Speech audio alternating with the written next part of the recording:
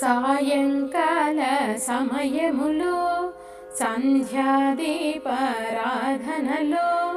వచ్చును తల్లి వరలక్ష్మి, వచ్చును తల్లి మహాలక్ష్మి.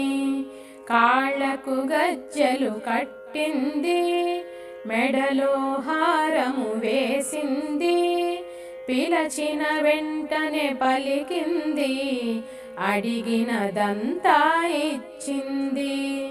సాయంకాల సమయములో సంధ్యాదీపారాధనలో వచ్చును తల్లి మహాలక్ష్మి, వచ్చును తల్లి వరలక్ష్మి.